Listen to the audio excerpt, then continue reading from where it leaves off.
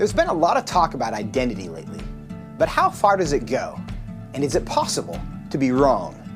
We went to the University of Washington to find out.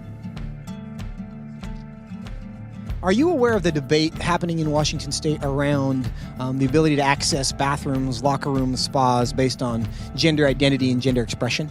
I think people should be able to have access to the facility. I think bathrooms could and potentially should be gender neutral because there doesn't need to be a classification for differences.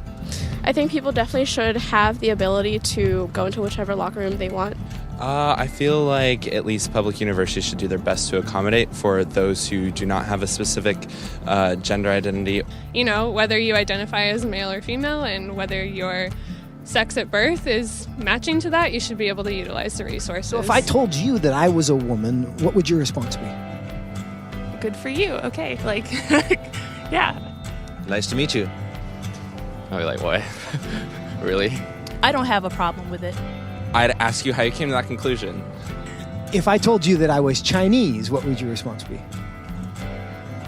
I mean, I might be a little surprised, but I would say, good for you. Like, yeah, be who you are.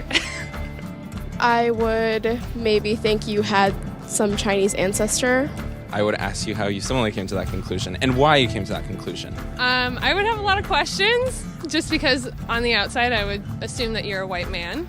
If I told you that I was 7 years old, what would your response be? I wouldn't believe that immediately. I probably wouldn't believe it, but I mean, it wouldn't really bother me that much to go out of my way and tell you, no, you're wrong. I'd just be like, oh, okay, he wants to say he's 7 years old. If you feel 7 at heart, then then so be it. Yeah, good for you. So if I wanted to enroll in a first grade class, do you think I should be allowed to? Probably not, I guess. I mean, unless you haven't completed first grade up to this point and for some reason need to do that now. If that's where you feel like mentally you should be, then I feel like there are communities that would accept you for that. I would say so long as you're not hindering society and you're not causing harm to other people, I feel like that should be an okay thing.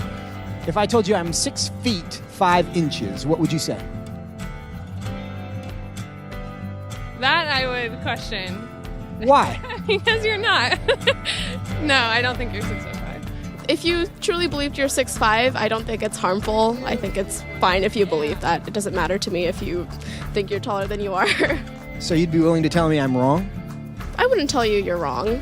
No, but I say that I don't think that you are. I feel like that's not my place as like another human to say someone is wrong or to draw lines or boundaries. No, I mean, I wouldn't just go like, oh, you're wrong, like that's wrong to believe in it. Because I mean, again, it doesn't really bother me what you want to think about your height or anything.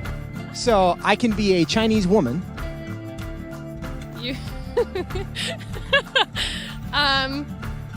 sure. But I can't be a 6'5" Chinese woman. Yes. If you thoroughly debated me or explained why you felt that you were 6'5", I feel like I would be very open to saying that you were 6'5", or Chinese, or a woman. It shouldn't be hard to tell a 5'9" white guy that he's not a 6'5" Chinese woman. But clearly it is. Why? What does that say about our culture? And what does that say about our ability to answer the questions that actually are difficult?